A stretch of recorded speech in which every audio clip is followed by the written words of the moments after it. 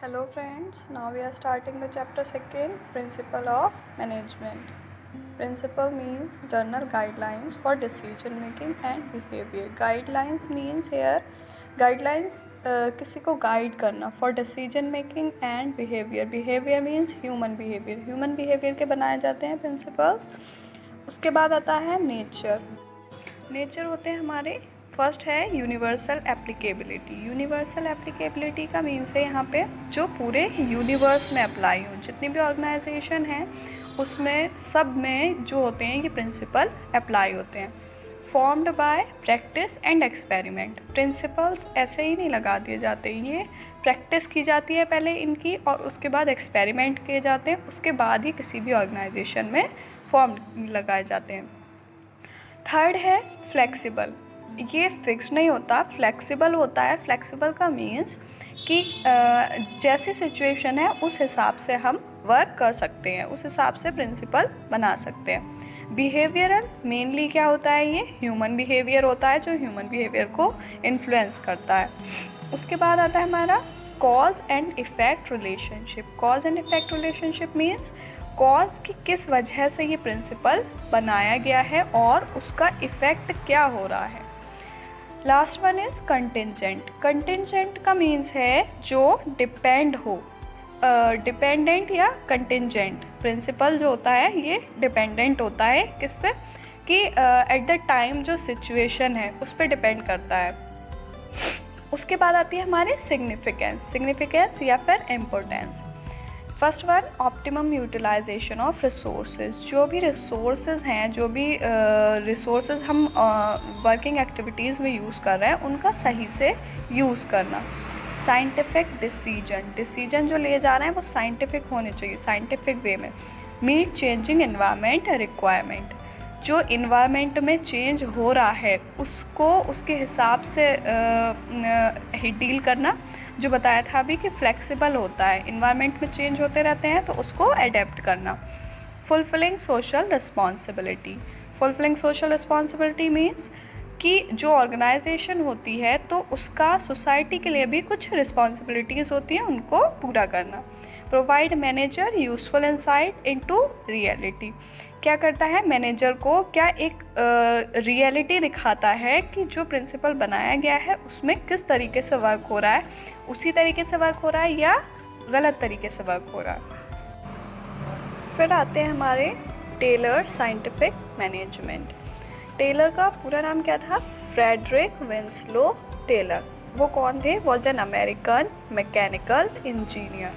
उनको father of scientific management भी कहा जाता था। उन्होंने 4 रूल बनाए थे, 4 साइंटिफिक प्रिंसिपल्स बनाए थे। Scientific not rule of thumb, ये फर्स्ट प्रिंसिपल है।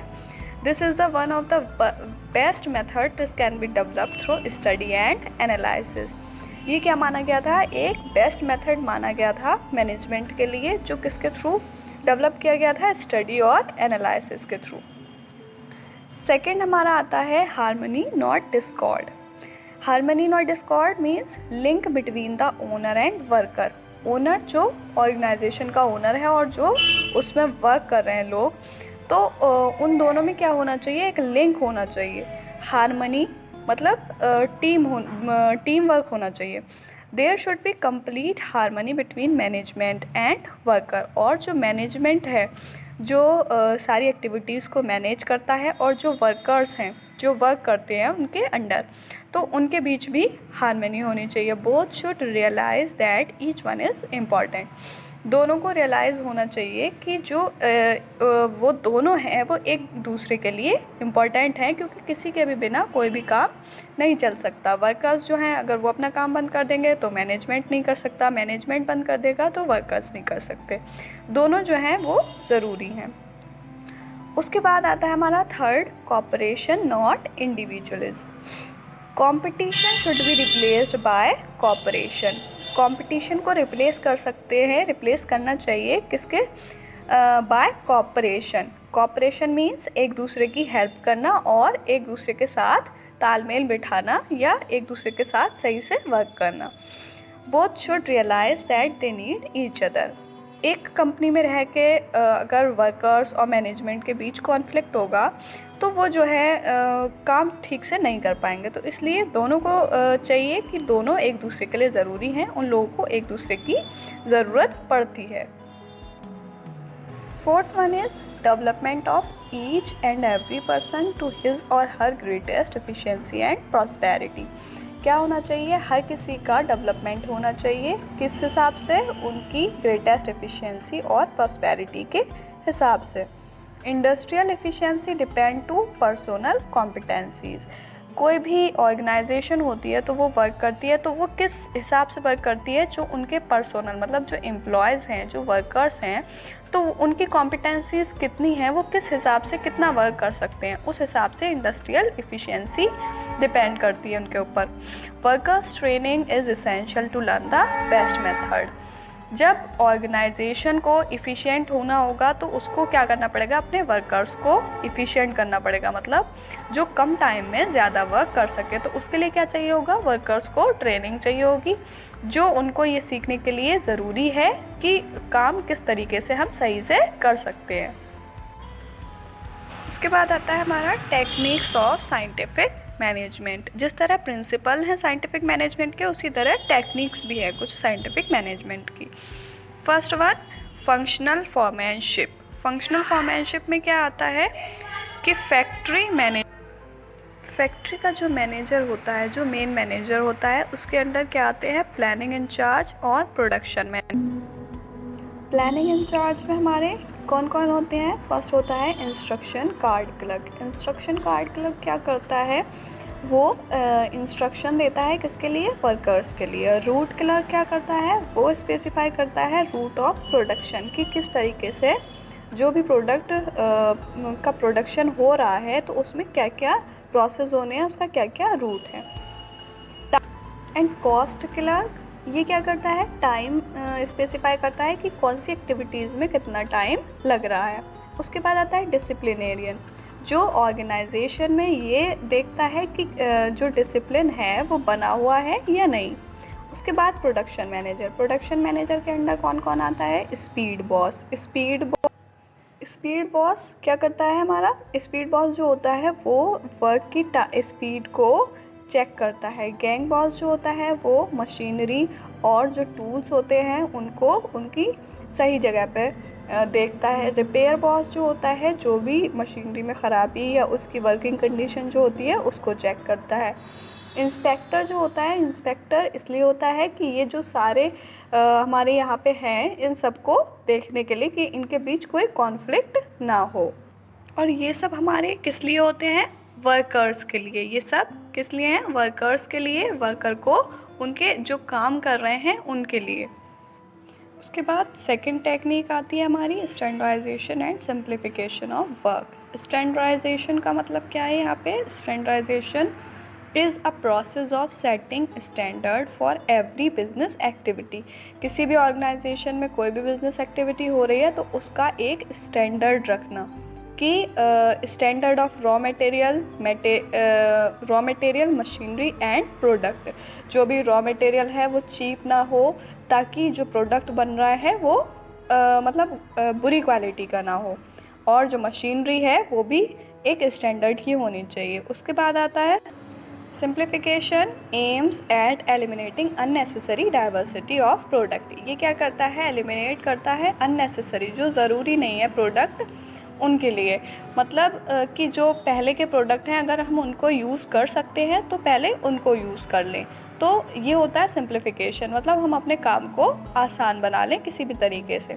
Third one is method study. Method study क्या होता है? Find out one best way of doing the job. Method का मतलब यहाँ पे यही है कि कोई भी मेथड जिससे हम सही तरीके से अपना काम कर सके, वो मेथड फाइंड करना।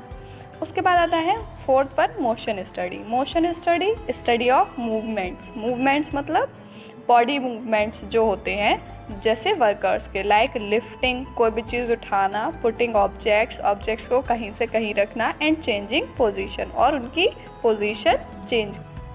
मोशन स्टडी में इन सारी चीज़ों की स्टडी होती है। ये किस लिए ज़रूरी होता है? It helps to remove unnecessary movement and time wastage. इससे क्या पता लगता है, अगर हम चेक करते हैं तो इससे जो अननेसेसरी मूवमेंट जो ज़रूरी नहीं होते हैं, जिससे टाइम वेस्ट होता है, तो उनको हम रिमूव कर सकते हैं, उनको ख़त्म कर सकते हैं, जिससे हमारा टाइम बच सके और वर्क इफ़िशेंटली हो सके। Fifth one is time study. It determines the standard time taken to perform a well-defined job. इसका मतलब है कि जो स्टैंडर्ड टाइम लग रहा है किसी भी काम को करने में, उसको क्या करना? डिटरमाइन करना। टाइम स्टडी का मतलब यही होता है कि टाइम देखना कि किस वर्क में, कौन सी एक्टिविटीज़ में कितना टाइम लग रहा है। उसके बाद है हमारा फैटीग स्टडी। ये क्या करता है? Determine the amount and frequency of rest interval in completing a task. Rest interval increase productivity. कोई भी वर्कर जो होते हैं वो वर्क करते करते क्या फिज़िकली और मेंटली भी टायर्ड हो जाते हैं, तो उनको क्या चाहिए होता है? थोड़ा सा रेस्ट चाहिए होता है। मतलब सुबह से शाम तक अगर कोई इंसान वर्क करेगा तो उसको बीच में थोड़ा सा रेस्ट इंटरवल की ज़रूरत होती है, जिससे वो फ्रेश फील कर सके और अपना वर्क सही से कर सके। तो ये क्या करता है? फैटीग स्टडी में हम ये देखते हैं कि जो रेस्ट इंटरवल है उसकी फ्रीक्वेंसी कितनी है, और रेस्ट इंटरवल क्या करता है? Increase productivity. प्रोडक्टिविटी मतलब जब वो इंसान मेंटली और फिज़िकली फ्रेश फील करेगा तो वो ठीक से वर्क कर पाएगा, जिसकी वजह से प्रोडक्टिविटी इंक्रीज हो जाएगी। सेवेंथ है differential piece rate system. Different rate of wages payment those who perform above standard and for those who perform below standard. जैसे कि ये होता है स्टैंडर्ड रेट, मान लो 8 आवर्स का 50 रुपीज़ है, 50 रुपीज़ है, तो उसको अगर कोई बंदा स्टैंडर्ड टाइम से ऊपर वर्क कर रहा है तो उसको उस हिसाब से उसके जो पेमेंट है वो ज़्यादा की जाएगी, और अगर कोई स्टैंडर्ड से नीचे कर रहा है तो उसको उस हिसाब से कम पेमेंट की जाएगी। तो ये होता है differential piece wage system. And Fayol's principles. Fayol principle, Henry Fayol जो थे वो कौन थे? Was a French management theorist and mining engineer. Mining engineer थे और मैनेजमेंट थ्योरिस्ट थे। उन्होंने 14 प्रिंसिपल्स दिए थे मैनेजमेंट के। First, division of work. Work को क्या करना? डिवाइड करना इनटू स्मॉल टास्क। छोटे छोटे पार्ट्स में उसको बांट देना वर्क को, जिससे हम इजीली वर्क कर सकें। Work can be performed more efficiently if it is divided. अगर वर्क डिवाइडेड होगा तो वो ठीक से कर पाएगा। किसी भी बंदे पे एक सारा काम डाल दो तो वो ठीक से नहीं कर पाएगा, इसलिए वर्क को डिवाइड कर देते हैं ताकि क्या हो? वर्क इफ़िशेंटली हो सके। सेकेंड प्रिंसिपल है अथॉरिटी एंड रिस्पॉन्सिबिलिटी। अथॉरिटी क्या होती है? Authority is the right to give orders. Authority का मतलब किसी के पास राइट है किसी को ऑर्डर करने का, मतलब जो सुपीरियर होते हैं उनके पास अथॉरिटी होती है कि वो अपने नीचे वाले अपने सबऑर्डिनेट्स को ऑर्डर कर सकें। उसके बाद होती है responsibility. Responsibility is corollary of authority. Corollary होती है अथॉरिटी की, कि जिसके पास अथॉरिटी होगी तो उसके पास उसके लिए रिस्पॉन्सिबिलिटीज़ भी होगी कि तुम्हें ये वर्क कंप्लीट करना है, और जिसके पास रिस्पॉन्सिबिलिटी होती है उसको उस हिसाब से अथॉरिटी दी जाती है कि तुम्हें ये रिस्पॉन्सिबिलिटी काम करने की दी गई है, तो तुम्हारे पास इतनी अथॉरिटी है, तुम ये वर्क कर सकते हो। जैसे कि मान लीजिए कोई भी सुपरवाइज़र है, उसको बोला गया है कि वर्कर्स को जो भी चीज़ की ज़रूरत होगी वो आके आपको बताएंगे, और आप उनको वो टूल्स या वो चीज़ें आप उनको देंगे, और उसको क्या किया गया है? जहाँ स्टोर है, जहाँ टूल्स वगैरह रखे होते हैं, उसकी अथॉरिटी नहीं दी गई है, तो वो अपना काम कैसे करेगा? इसलिए जो रिस्पॉन्सिबिलिटी होती है वह अथॉरिटी की कोरोलरी होती है। अगर किसी को रिस्पॉन्सिबिलिटी दी गई है तो उसको उसके हिसाब से अथॉरिटी भी दी जाएगी। थर्ड वन है discipline. Discipline means obedience to organisation rules and employment agreement. Discipline का मतलब है यहाँ पे कि जो भी ऑर्गेनाइजेशन के रूल्स हैं उनको ओबे करना, उनको मानना, उनके हिसाब से वर्क करना, एंड एम्प्लॉयमेंट एग्रीमेंट, और जो एम्प्लॉयमेंट एग्रीमेंट में दिया गया है उसका सही से ओबे मतलब पालन करना। Unity of command. फोर्थ हमारा है unity of command. There should be one and only one boss for every employee. यहाँ पे यूनिटी ऑफ कमांड का मतलब ये है कि सिर्फ एक बॉस होना चाहिए हर एम्प्लॉय के लिए। If an employee gets order from two superior at the same time, then this principle is violated. अगर एक एम्प्लॉय को दो बॉस से ऑर्डर्स मिलेंगे तो यहाँ पे ये प्रिंसिपल क्या हो जाएगा, वायलेटेड हो जाएगा। क्यों? क्योंकि अगर कोई भी एम्प्लॉय वर्क कर रहा है तो उसको एक सुपीरियर बोलता है कि तुम ये काम कर लो, दूसरा बोलता है ये काम नहीं मेरा काम करो, तो वो वहाँ पे डिस्टर्ब हो जाएगा। इसलिए यूनिटी ऑफ कमांड जो होती है वो बहुत ज़रूरी प्रिंसिपल होता है, जो वर्कर्स को किस लिए होता है कि वर्कर को सिर्फ एक ही सुपीरियर ऑर्डर करे। Fifth one is unity of direction. All the units should be moving towards the same objective through coordinated and focused effort. जो बिज़नेस के सारे यूनिट हैं उनको क्या करना चाहिए, जो ऑर्गेनाइजेशन का ऑब्जेक्टिव है उसकी तरफ फोकस करना चाहिए। ये नहीं है कि किसी को अपने पहले पर्सनल ऑब्जेक्टिव की तरफ देखना चाहिए, पहले जो ऑर्गेनाइजेशन का ऑब्जेक्टिव है उसको फुलफ़िल करना है, उसके बाद पर्सनल ऑब्जेक्टिव देखना है। तो यूनिटी ऑफ डायरेक्शन में ये होता है कि पूरी ऑर्गेनाइजेशन के जो लोग होते हैं उनका सिर्फ मोटिव क्या होना चाहिए, एक होना चाहिए, वो एक मोटिव के लिए काम करें। सिक्स्थ है हमारा subordination of individual interest to general interest. क्या करना, सबऑर्डिनेशन ऑफ इंडिविजुअल इंटरेस्ट को जर्नल इंटरेस्ट में सबऑर्डिनेट करना। The organization interest should take priority over the interest of any individual interest. जैसे कि जो ऑर्गेनाइजेशन का जो इंटरेस्ट होता है, ऑर्गेनाइजेशन का इंटरेस्ट मतलब प्रॉफिट मेकिंग, सर्वाइवल, ग्रोथ, ये होता है ऑर्गेनाइजेशन का इंटरेस्ट। तो उसको प्रायोरिटी देना चाहिए, फर्स्टली उनको फुलफ़िल करना है, उसके बाद किसी इंडिविजुअल एम्प्लॉय का इंटरेस्ट देखा जाएगा। उसके बाद सेवन्थ आता है रेमोरेशन ऑफ एम्प्लॉयज़। जो एम्प्लॉयज़ वर्क कर रहे हैं उनको रेमोरेशन तो दिया जाता है उनके वर्क का। So the overall pay should be fair to employee which should give them at least reasonable standard of living. मतलब ये कि जो बंदा जिस तरीके से काम कर रहा है उसको उस हिसाब से फेयर रेमोरेशन देना, जिससे वो क्या करे, अपने सही तरीके से जी सके, अपना लिविंग स्टैंडर्ड ठीक से कर सके। Eighth one is centralisation and decentralisation. Centralisation means authority in few hands. Few hands मतलब जो टॉप लेवल के होते हैं उनके हाथ में होती है, उसको बोलते हैं centralisation. Decentralisation means power in more hands. जब मिडिल लेवल पे आ जाती है तो उसको हम बोलते हैं डिसेंट्रलाइजेशन, मतलब डिसेंट्रलाइज कर दिया, पावर को नीचे कई हाथों में बांट दिया। जैसे कि सेंट्रलाइजेशन में किसी एक बंदे के पास है और डिसेंट्रलाइजेशन में क्या होता है, वही पावर वो किसमें कई सारे लोगों में बांट देता है, उसको हम बोलते हैं डिसेंट्रलाइजेशन। ठीक है ना। उसके बाद आता है हमारा नाइन्थ प्रिंसिपल आता है स्केलर चेन। स्केलर के चेन क्या है, there is a chain of authority and communication that runs from top to bottom. एक चेन होती है अथॉरिटी की और कम्युनिकेशन मतलब बात करने की। ऐसा नहीं है कि कोई भी वर्कर लोअर लेवल पर वर्क कर रहा है तो वो सीधे जाके ओनर से बात कर लेगा, ऐसा नहीं होता है। That runs from top to bottom, मतलब जो अथॉरिटी होती है वो टॉप से बॉटम तक आती है, और जो वर्कर्स को अगर कोई कंप्लेंट है या कोई इन्फॉर्मेशन देनी है तो वो बॉटम से टॉप तक जाती है। मतलब जो सेम लेवल के होते हैं वो कम्युनिकेट कर सकते हैं। 10th प्रिंसिपल है हमारा ऑर्डर। ऑर्डर का मतलब a place for everything and everyone in its place. Order का मतलब ये नहीं है किसी को ऑर्डर देना, ऑर्डर का मतलब ये है कि a place for everything and everyone in its place. जो कोई भी बंदा है, कोई भी चीज़ है तो वो कहाँ होनी चाहिए, अपनी जगह पे होनी चाहिए। हर किसी चीज़ की एक प्लेस होनी चाहिए ऑर्गेनाइजेशन में। लाइक जो पीपल्स होते हैं, एम्प्लॉयज़ होते हैं, उनकी क्या होना चाहिए, ऑफिस होने चाहिए। मतलब जैसे कोई भी मैनेजर होता है तो अब उसको ये तो नहीं है कि मैनेजर को कहीं और जाके ढूंढेंगे, मैनेजर ऑफिस जो होगा वहीं जाके देखेंगे। ठीक है, मटेरियल जो होगा वो स्टोर में होगा। तो ये जो है इन चीज़ों को अपनी जगह पे प्लेस करना ऑर्डर कहता है।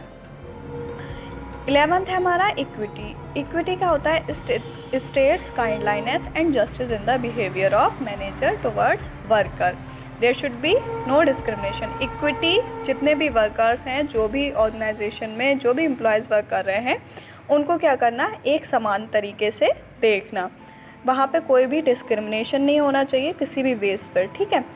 उसके बाद आता है हमारा 12th stability of personnel. Personnel का मतलब होता है कि personnel should be selected and they should be kept at there post. Personnel मतलब एम्प्लॉयज़, किसी भी इंडिविजुअल एम्प्लॉयज़ को सेलेक्ट किया जाता है ऑर्गेनाइजेशन के लिए एंड उनको क्या किया जाता है, they should be kept at there post, और उनको उनकी पोस्ट पर रखा जाता है और उनको एक तरह से सिक्योरिटी दी जाती है कि आपको आपकी पोस्ट पर ही रखा जाएगा, आपको इससे डिसमिस नहीं किया जाएगा। तो वहाँ पे होती है स्टेबिलिटी। स्टेबिलिटी मतलब उनको एक तरह की सिक्योरिटी दी जाती है कि आप यहीं पे स्टेबल रहो। उसके बाद है हमारा 13 इनिशिएटिव। इनिशिएटिव का क्या मतलब होता है, it means taking first step with self motivation. Initiative का मतलब फर्स्ट स्टेप लेना किसी भी चीज़ में। सेल्फ मोटिवेशन मतलब किसी दूसरे के थ्रू नहीं, अपने माइंड से सोच कर कुछ प्लान बनाकर, उसको कहते हैं it is thinking out and executing plan. मतलब खुद से सोचना और उस प्लान का फर्स्ट स्टेप लेना, उसको कहते हैं इनिशिएटिव। 14 है Spirit D corps. Spirit D corps का मतलब होता है मतलब टीम वर्क।